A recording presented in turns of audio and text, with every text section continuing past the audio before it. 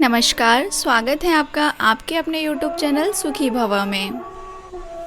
दोस्तों, अपरा एकादशी आने वाली है, तो मैं आज आपके लिए लेकर आई हूँ अपरा एकादशी का महत्व और इसकी व्रत कथा। तो आइए शुरू करते हैं। हिंदू पंचांग के अनुसार ज्येष्ठ मास में कृष्ण पक्ष की एकादशी तिथि को अपरा एकादशी या अचला एकादशी तिथि कहते हैं।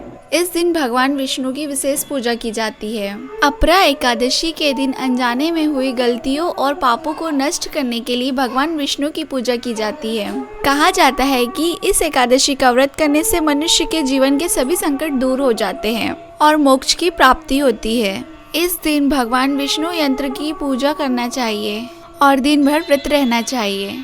ऐसा माना जाता है कि अपरा एकादशी के दिन अपनी गलतियों की क्षमा प्राप्ति के लिए विधि विधान से पूजा अर्चना करने से भगवान विष्णु की असीम कृपा प्राप्त होती है।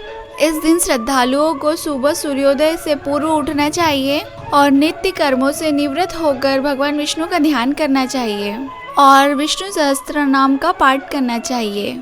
ऐसा करने से भगवान विष्णु की विशेष कृपा होती है। धार्मिक कथाओं के अनुसार इस दिन की कथा कुछ इस प्रकार है। महीध्वज नामक एक धर्मात्मा राजा था। राजा का छोटा भाई व्रजध्वज बड़े भाई से द्वेष रखता था। एक दिन उसने मौका पाकर राजा की हत्या कर दी और जंगल में एक पीपल के पेड़ के नीचे उनके शव को गाड़ दिया। तब अकाल मृत्यु होने के कारण राजा की आत्मा प्रेत बनकर पीपल के पेड़ पर रहने लगी। तब से लेकर मार्ग से गुजरने वाले हर व्यक्ति को आत्मा परेशान करने लगी थी। तभी एक दिन एक ऋषि उस रास्ते से गुजर रहे थे। तब उन्होंने अपने तपोबल से उस प्रेत को देखा और पता किया कि इनके प्रेत बनने का क्या कारण है।